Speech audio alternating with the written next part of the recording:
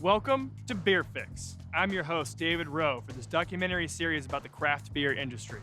This season, we focus on the market right here in Columbus, Ohio.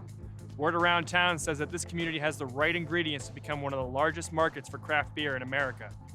For me, this is a recent discovery, and now I have the itch. Craft beer experts will show me where this industry has come from, where we are now, and what lies ahead. This is Beer Fix.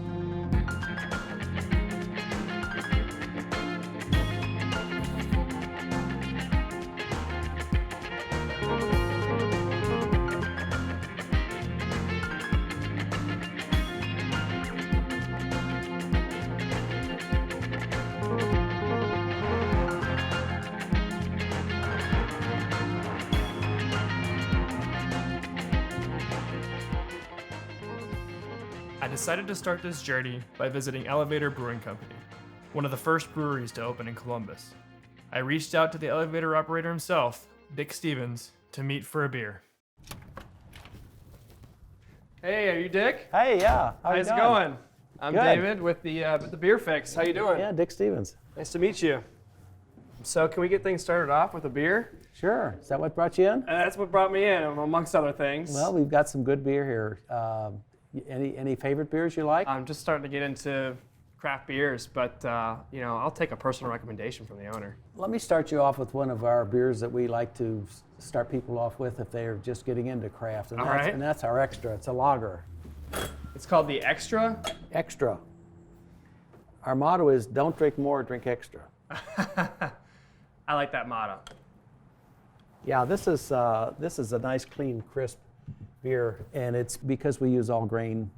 It's going to taste like what a domestic beer probably should taste like. How long has Elevator Brewing Company been in Columbus? We've been in Columbus since 10, but we started in Marysville in a small grain elevator in 1999. We partnered with some people that couldn't get a license to sell beer. My son and I, Ryan, decided to do it.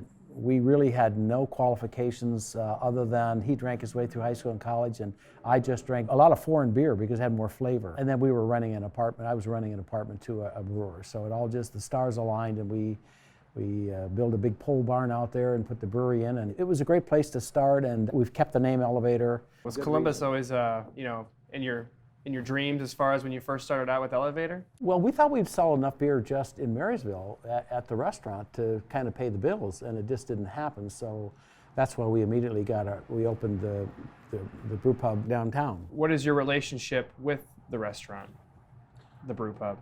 Well, the restaurant was started by my son and I to showcase our beer because we weren't selling enough beer to stay alive in Marysville. So that was the whole rationale for opening the restaurant. And we did a good job of creating a good experience for the beer drinker within the brew pub. The brew pub still carries all of our production beers plus some monthly beers. What was the craft beer scene like when you first opened compared to what it is now? When we opened in '99, there were 4 breweries in town. So you had Columbus Brewing, Hoster, Barley's, and ourselves, so 4. And it stayed that way for quite a while. The industry was at about 1,400 breweries in the country, some coming in, some failing, pretty flat. So we entered in a period where actually the industry wasn't doing that well. So in one sense, I'm surprised we even survived. I wasn't aware of the national scene. We were just too locally focused to even think about what was going on in the rest of the country. What kind of styles did you start brewing in 1999? Our basic idea was to brew some very drinkable beers, so a pale ale, a lager, we did a Doppelbock, but the one that we did back then, which we don't do now, was a light beer. And we brewed a pretty darn good light beer because that was our gateway beer in Marysville. In '99, people were, That's what everyone was drinking. They didn't know what craft beer was, so it's why don't you start here? So we call it the gateway beer. What was the first batch of beer that Elevator Brewing Company brewed? I don't remember what it was, but I do remember standing in the brewery with a pint glass in my hand of that first beer that we brewed. And I said, this is a $350,000 glass of beer. The most expensive beer you ever drink. The very first one. Now, you start to amortize that cost over a few years, but the first one was $350,000 to get that in my hand. Let's transition to the culture of Elevator Brewing Company and the atmosphere you try to create for your customers. How do you make yourself unique compared to other breweries? Well, let's go back to culture first. Okay. And I think that just because of my personality, my son's personality, it's like we just joked around, had a lot of fun. And I think that's been the undercurrent of the whole thing is like, let's not take ourselves too seriously, let's have some fun. Mm-hmm. And so we play a lot of jokes on each other. A lot of our labels come from just stupid stuff that we've done. We brew the world's hottest beer. Why? We don't sell a lot of it. Why? I don't know why. Just because we could, and we did. And it's like, hey, we haven't killed anybody yet, so let's keep doing that. Now, relating your culture to your atmosphere, the atmosphere you create for your customers coming into your tap room and into the restaurant. Well, you can see in this tap room, it's not fancy. It's we got divots in the table, and we don't want to be slick and just come in here and have a good time and look around, and go in the brewery and see the bottles, see the kegs, see the barrels and stuff. It's like that's it. It's like we're a working brewery. Come in and just get into the middle of it and drink a beer. Competition and other crafters, it's exploding here in Columbus. What is your take on competition? I like the competition in one sense. If we didn't have competition, we would get lazy. We would literally, I hate to say this, but we would just sit back on our laurels and not do much. Right. So competition makes us stay sharp and focused, and that is if you want to survive. How much of the competition also involves collaboration? A local brewer here broke down, a piece of equipment broke down, and we brewed some beer for him so he could stay in the market. We as an industry have always told the same story over and over. We all told the same story together, the craft story, and why you should drink it, and why it's better, and why it costs a little bit more. And so people love craft now. There's a dedicated amount of the market that's not going to go back to drinking domestic beer. They're hooked on craft. Where do you see the industry going from here on out? I think that we can absorb a lot more brew pubs where you brew to your zip code. A lot of breweries are staying alive today because they've got they're brewing to that zip code and they got that loyal following. What advice would you give other breweries that are starting out? As I tell anybody, if anybody ever came to me and said, what's the most important thing? I'd say, well, you know what the important thing is? Right there. What is in your glass? If you don't have a good product in there, that's what you build your business on. Right. The beer. Right. Good quality, drinkable beer that's dependable. I want to learn more about how you guys brew your beer. Can you tell me more about that? Well, I've never brewed a batch of beer in my life. I think that our brewmaster, But I have. Vic, that would be the guy to talk to. My name's Vic. Hey, Vic, nice to meet you. I'm a brewer here at Elevator Brewing Company. Awesome. Well, can you give me some more information about brewing? Yeah, let's go brew some beer. All right. So what's our first step here? First step's milling. Got to crush the grain because we want the stuff inside the grain, so we got to crack them open. We got grains from everywhere. We got it from America, England, Germany. We're going to throw in the mill. One simple button. Here we go. It's pretty simple. Just pick up a bag and you dump it in. Just kind of set it on there and tip it. And you're milling.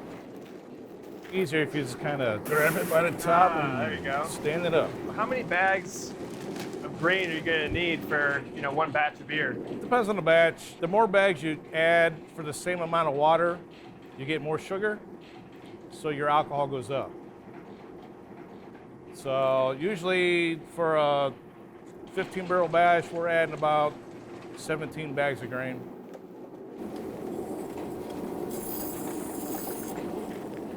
I can take little samples. Now it's cracked open. I want all that white stuff. That's the starch. During the mashing process, that white get converted to sugar. I'm all worried about the sugar. Okay, so that's where all the sugar's coming from, is these grains. Yep. Today we're making pale ale. So this is basically malt, base malt with a little sweetness, a little wheat for head retention and stuff like that. Let's go with the caramel malt. Throw him in the middle.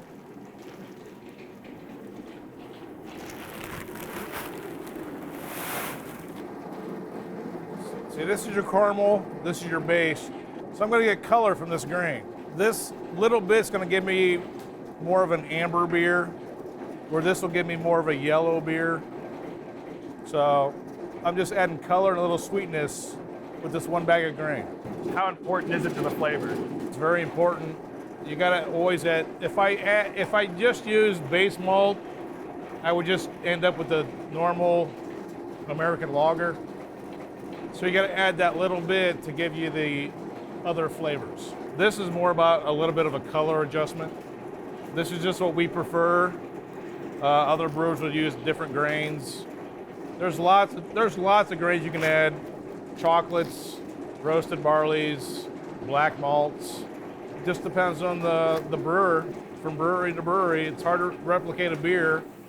All right, so since we're all finished here, what do we do next? We're gonna go brew. Let's All go right, brew, let's go man. do it, man. Let's go do it. Let's make some beer. Yeah. Wow, look at this facility, man. It's shiny, it's a lot of steel. First step is the mash. The mash is basically water at a specific temperature for specific beers. Today we're going for 152. So I'm mixing the grain with the hot water, and when we're done, we should get about a 152. That's the highest I want to go. How precise do those numbers have to be in order to make a good brew? It's all about consistency. Yeah. So we have to the same temperature every time, same process every time to get the same beer. So even like 2 degrees? 2 degrees will give you different beer. The temperature and the grain has enzymes on it, which will convert the starch into sugar. I want the sugar. Is it usually the more sugar, the more alcohol it's going to produce? Alcohol is all about the level of sugar you started with. So say I start with 800 pounds, I'll get 5%. For the same volume, I need to add about 1,200 pounds to get 9%. The mash takes about 20 minutes. We'll check it to make sure it's there. It usually is. And then after that, we'll start to sparge the grain as we're transferring that liquid into the kettle. We have it timed out, so you'll stop the sparging, so all the water goes over there. By the time the kettle's full, it starting to boil. That concentrates the sugar. So then once we're boiling, that's when you start adding your hops. If you add hops at the beginning of the boil, that's for your bitterness. If you add hops in the middle of the boil, that's mostly for flavor or late additions. I'm talking like within like 20 minutes of the end. Okay. And then if you add at the very end, that's a little flavor and a lot of aroma. And then after the boil, we whirlpool it. You whirlpool it? Whirlpool it to get all the proteins that come in the middle of the kettle. Okay. Because I don't want all that stuff that's floating around in there. So when you whirlpool it, it all comes to the middle. Then you send it through the heat exchanger. As it passes through the heat exchanger, it'll go from 200 to 72 in about 5 seconds. Well, can you come show me the transition from the brew kettle to a fermenter? Right now, the boil's done. Okay. So we're just piping it through. This is the heat exchanger. And this is the actual beer coming out right here. We're hooked up right now into the fermenter. And we fill up that tank. As we're filling, we'll throw the yeast in. And that's when the magic happens. Until you add the yeast, it's called wort. After you add the yeast, it's called beer. So wait, we haven't been making beer yet? We've been making food for the yeast. The yeast will start fermenting in about 6 hours. Okay. And you'll start seeing bubbling out of the tank. And then this is all the fermentation just coming out. It's just bubbling. We're off gassing because it produces so much CO2 that if we didn't off gas, the tank would rupture. You'll seal the tank. We'll take the hose off, put a cap on it, so the tank's sealed, and then that extra little bit of gas is produced in that last couple days carbonates the beer. Now that the beer is all fermented and everything, how do we get it into a keg? How do you get it into the bottles? Once the beer's ready, it takes about 2 weeks. We'll filter it into the bright tank or the tax determination tank. Once it's in here, now it's ready to keg or bottle, depending on what we're doing today. We can take a sample if you want. Are you serious? Oh yeah. How about a keg stand? I'm getting a little old for those. Oh, okay. So let's just take a sample. So this is like the freshest beer you guys Fresh have is right best. now. This is our IPA, Three Frogs. You got to clean out the foam. We do waste a little beer, but here it comes. Oh my. Fresh is best. I can smell that. It's like ice cold too. Ice cold. Cheers. Cheers, thank you. Fresh is best. Oh. Very good, man. Are we all finished here in the brewery? Yeah, we're pretty much done the brewery. We've tasted the tax tank. Yeah. Let's go taste the bar. All right, let's do it.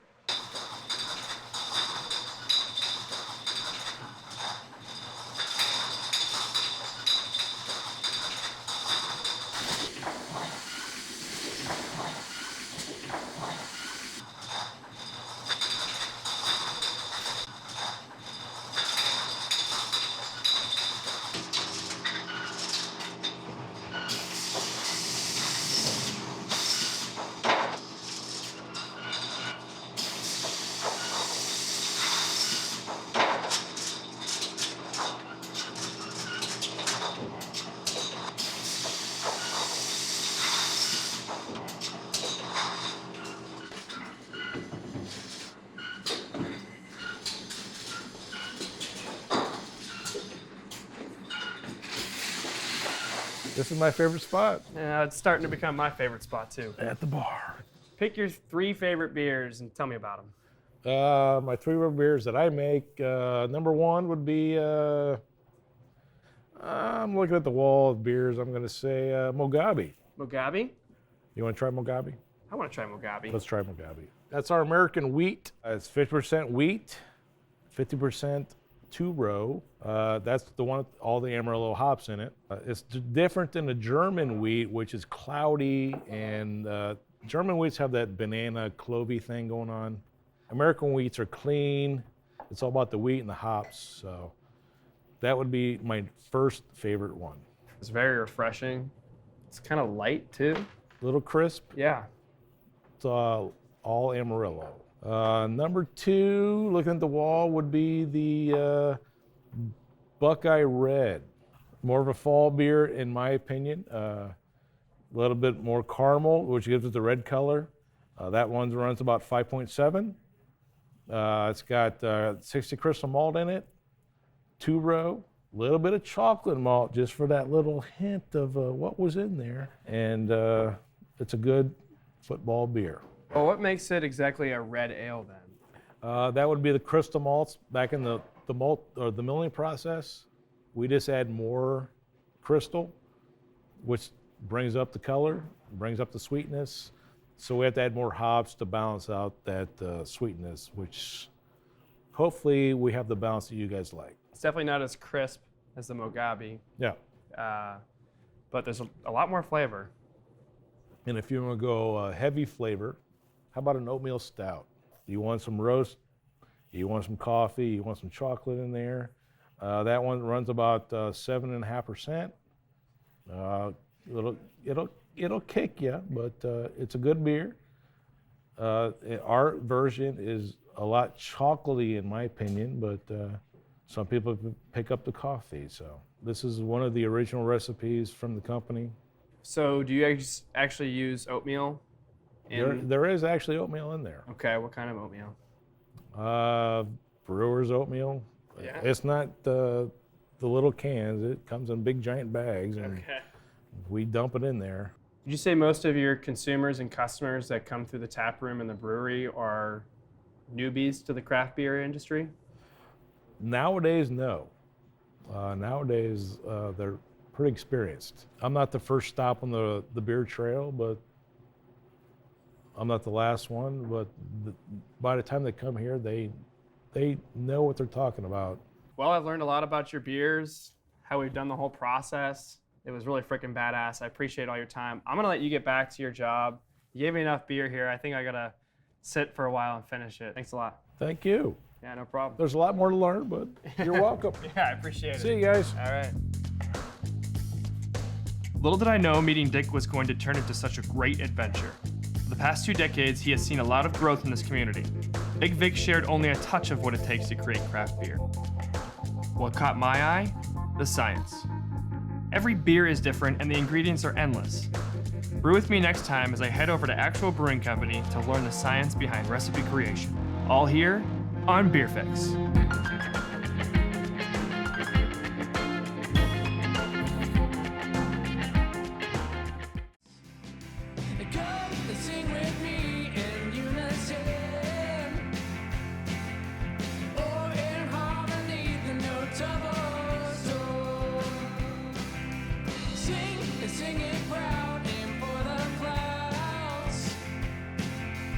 Don't